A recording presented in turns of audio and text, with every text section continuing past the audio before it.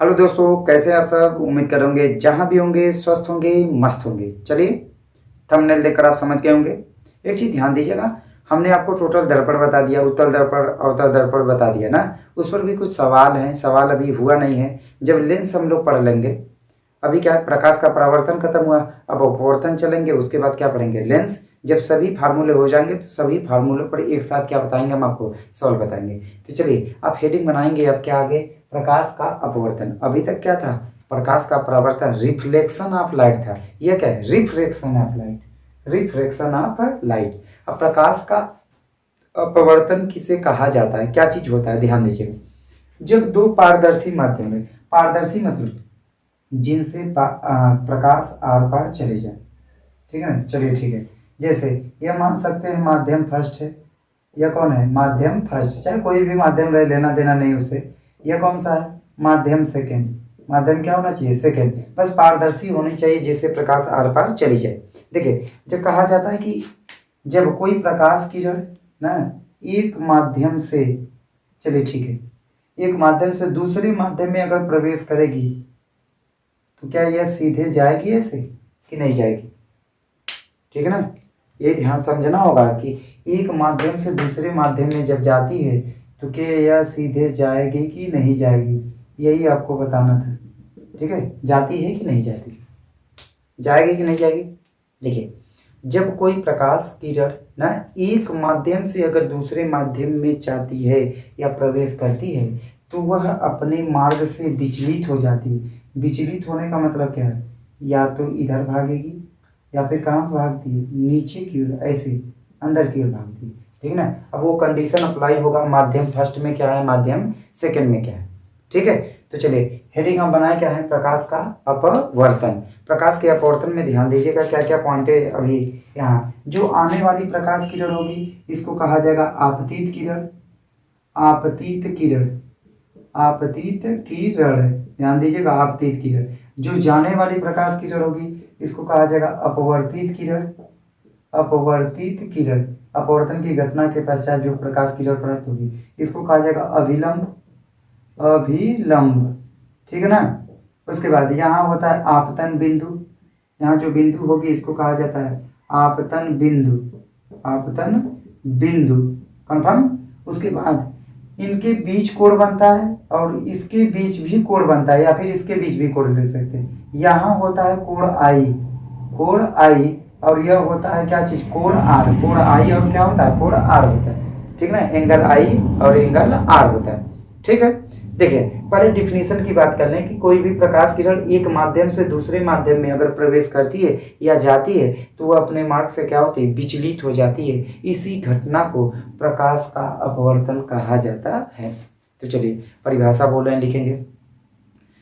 जब कोई प्रकाश किरण किसी एक पारदर्शी माध्यम से दूसरी पारदर्शी माध्यम में प्रवेश करती है तो वह अपने मार्ग से विचलित हो जाती है। प्रकाश की इसी घटना को प्रकाश का अपवर्तन कहा जाता है। ध्यान सुनेंगे, जब कोई प्रकाश किरण किसी एक पारदर्शी माध्यम से किसी दूसरी पारदर्शी माध्यम में प्रवेश करती है तो वह अपने मार्ग से विचलित हो जाती है। इसी घटना को प्रकाश का अपवर्तन कहा जाता है। कंफर्म है कि नहीं, या तो ये दूर भागती या फिर क्या आती, पास आती। तो कौन जो आती है उसको क्या कहा जाएगा, आपतित किरण। जो परिवर्तित मतलब क्या कहते हैं, अपवर्तन होने के बाद जो जाती उसे अपवर्तित किरण। उसके बाद जहां से जाती है उस बिंदु को कहा क्या जाता है, आपतन बिंदु। और आपतन बिंदु पर जो अभिलंब की ना लंब खींचा जाएगा अभिलंब कहा जाएगा। एक माध्यम फर्स्ट, माध्यम सेकंड। अगर फिगर बनाना चाहते हैं, ठीक। अब देखिए कंडीशन क्या है, कंडीशन ध्यान सुनिएगा। अब इसमें प्रकाश के अपवर्तन के लिए कितने हैं, दो कंडीशन है। कौन कौन सा है, पहला ध्यान दीजिएगा। अब दो यहाँ बताऊंगा, दोनों को आपको लिखना होगा ना। प्रकाश के अपवर्तन के लिए दो घटनाएं हैं। पहला कैसे कर सकते हैं, देखिए, अगर कह दे कोई भी प्रकाश किरण रहे, कहाँ से बताएं, पहला माध्यम रहे विरल। पहला माध्यम क्या रहे, विरल, विरल माध्यम। पहला माध्यम कौन सा रहे, विरल माध्यम। और दूसरा माध्यम कौन है, सघन माध्यम। सघन माध्यम। अब विरल माध्यम क्या होगा, विरल माध्यम में हमेशा क्या आएगी, वायु आएगी। सघन माध्यम में क्या आएगा, जल और कांच आता है, जल आएगा कांच आएगा ना, ठीक है कि नहीं। अब देखिए कहा जाता है कि जब कोई प्रकाश किरण विरल माध्यम से सघन माध्यम में प्रवेश करती है तब क्या होगा, विरल माध्यम से सघन माध्यम में प्रवेश करेगी तो होगा क्या, बता सकते हैं। देखिए ये अविलंब हो गया, ठीक है कि नहीं। तो देखिए इसका नियम क्या है कि जब कोई प्रकाश किरण विरल माध्यम से सघन माध्यम में प्रवेश करती है तो वह होती क्या है, अविलंब की ओर झुक जाती है। किधर झुकती है, अविलंब की ओर, इसका नाम अविलंब होगा। यह माध्यम फर्स्ट है, माध्यम क्या है, सेकंड है। विरल से किस में जा रही है, सघन में जा रही है कि नहीं, तो अविलंब की ओर झुक जाती है। दूसरा क्या है, दूसरा कंडीशन, ध्यान से दूसरा कंडीशन के लिए फिगर हम बना रहे हैं, ठीक है ना। चलिए दूसरे के लिए फिगर बना रहे हैं। दूसरा कहा जाता है कि जब अगर पहला कौन सा माध्यम रहे, सघन माध्यम, सघन माध्यम रहे, पहला माध्यम कौन सा होना चाहिए, सघन। दूसरा कौन सा माध्यम होना चाहिए, विरल माध्यम। पहला माध्यम सघन हो गया, दूसरा माध्यम कौन सा हो जाए, विरल माध्यम। विरल माध्यम के लिए हम कह रहे हैं वायु होगा। सघन माध्यम में क्या हो सकता है, कांच हो सकता है ना, जल हो सकता है, ठीक है कि नहीं, जल हो सकता है, कांच हो सकता है, ठीक है ना, जो भी होंगे। अब देखिए हाँ, कोई प्रकाश किरण अगर सघन माध्यम से विरल माध्यम में जाएगी तब क्या ऐसे सीधे जाएगी, बताइए क्या यह सीधे जाएगी कि नहीं, तो ध्यान दीजिएगा, ऐसे अविलंब बना दिया जाए, ठीक है कि नहीं। अब देखिए जब कोई प्रकाश किरण सघन माध्यम से विरल माध्यम में प्रवेश करती तो यह अविलंब से क्या होती है, दूर भागती है। अविलंब से क्या होती है, दूर भागती है। यानी इधर देखेंगे यह कौन सा होगा, आई होगा, एंगल आई, और यह कौन सा होगा, एंगल आर होता है कि नहीं होता है। इधर ये भी होता है, एंगल आई कहेंगे, एंगल आर होगा, यह कौन सा होगा, एंगल आई होता है। कंफर्म है कि नहीं है, ध्यान दीजिए।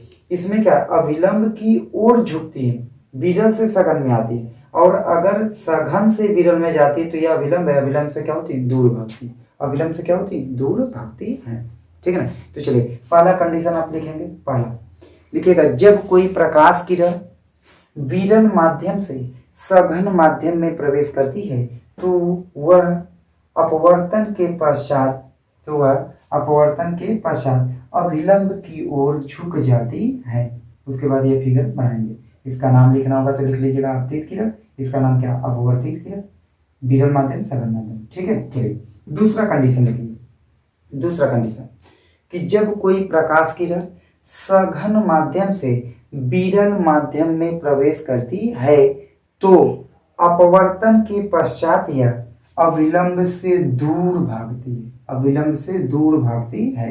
यह अविलंब हो गया, जाना चाहिए सीधे, लेकिन ये क्या होती है, उधर की भागती है, तो अविलंब से क्या होती है, दूर भागती है। इसको लिख लीजिएगा, उसके बाद इसका फिगर बनाना है। यह फिगर बनाना होगा। इसको अगर पहले वाले में बनाना चाहते हैं नियम के बाद तो इसको बना लीजिए, ठीक है ना। तो चलिए यह तो था प्रकाश का क्या, अपवर्तन। अब अपवर्तन के संबंध में क्या दिया गया, नियम दिया गया, उस नियम को क्या किया जाए, देख लिया जाए, ठीक है ना। चलिए अब अगली हेडिंग देंगे अपवर्तन के नियम। चलिए हेडिंग बनाएंगे क्या, अपवर्तन के नियम, अपवर्तन के नियम, अपवर्तन के नियम, ठीक ना। हेडिंग आप बनाएंगे अपवर्तन के नियम, law of refraction, law of refraction, अपवर्तन के नियम। एक लाइन लिखेंगे, प्रकाश के अपवर्तन के लिए दो नियम दिए गए हैं। प्रकाश के अपवर्तन के लिए दो नियम दिए गए हैं। प्रथम नियम, प्रथम नियम। अब प्रथम नियम क्या चीज करता है, ध्यान दीजिए। अभी मैं फिगर बनाया था, ऐसे था, यह माध्यम फर्स्ट था, यह कौन सा था, माध्यम सेकंड। कंफर्म है कि नहीं, चलिए ठीक है। अब कोई प्रकाश किरण आ रही थी, आने वाले का नाम होता है आपतित किरण, ठीक है ना। इसके बाद इस पर क्या होता है, यह अविलंब, डाट डाट कर इसको खींचना होता है। कैसे कर खींचेंगे, डाट डाट कर आप, ठीक है ना, ऐसे नहीं खींचेंगे, डाट डाट कर इसको खींच लीजिएगा, ठीक है ना। उसके बाद यह क्या होगी, या तो अविलंब से दूर भागेगी या फिर अविलंब की ओर आएगी, ठीक है कि नहीं। तो देखिए अभी लिखा था। इस किरण का नाम क्या होगा? आपतित किरण। इसका नाम क्या? अपवर्तित किरण। इसका नाम क्या? अभिलंब। यहाँ कौन सा बिंदु? आपतन बिंदु। प्रथम नियम क्या कहता है? अपवर्तन की घटना में, या फिर ऐसे कह सकते हैं, आपतित किरण, अपवर्तित किरण और आपतन बिंदु पर खींचा गया अभिलंब तीनों एक ही तल पर होते हैं। तो प्रथम में लिखेंगे आपतित किरण, अपवर्तित किरण तथा आपतन बिंदु पर खींचा गया अभिलंब तीनों एक ही तल पर होते हैं। ठीक है ना? चलिए अब दूसरा लिखेंगे द्वितीय नियम। द्वितीय नियम क्या लिखेंगे? द्वितीय नियम।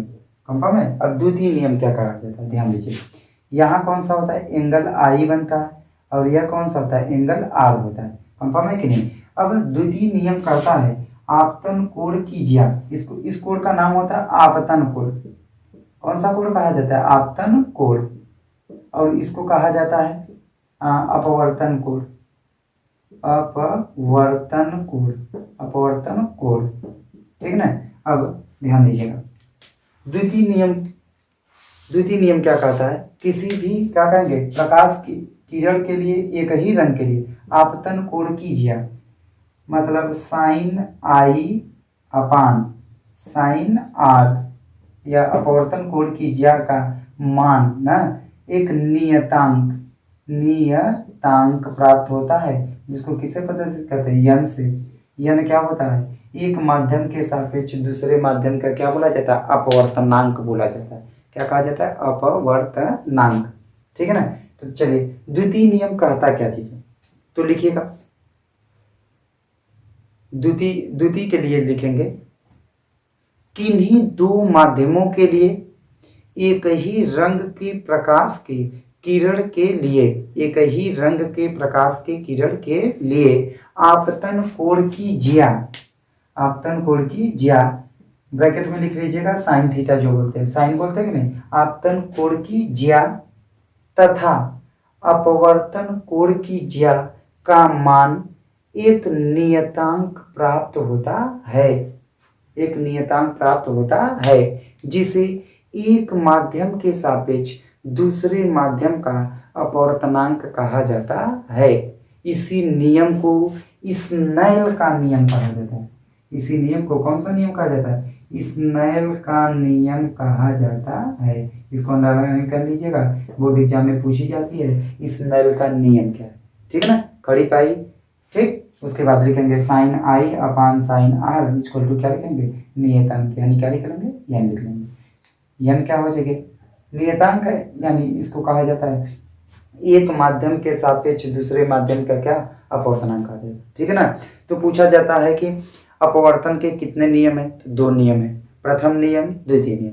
स्नेल का नियम लिखिए, तो स्नेल का नियम बता देंगे किसी दो माध्यमों के लिए एक रंग के प्रकाश के किरण के लिए आपतन कोण की ज्या तथा अपवर्तन कोण की ज्या का अनुपात एक नियतांक प्राप्त होता है। इसी नियम को स्नेल का नियम कहा जाता है। ठीक है? तो इसको अच्छे से देख कर लिख लीजिएगा। ठीक है ना? उम्मीद कर रहा हूँ कि आपको अच्छे से समझ में भी आया होगा, तो लिख लीजिएगा। फिर मिलेंगे ऐसे ही एक नए वीडियो को लेकर, तब तक के लिए धन्यवाद।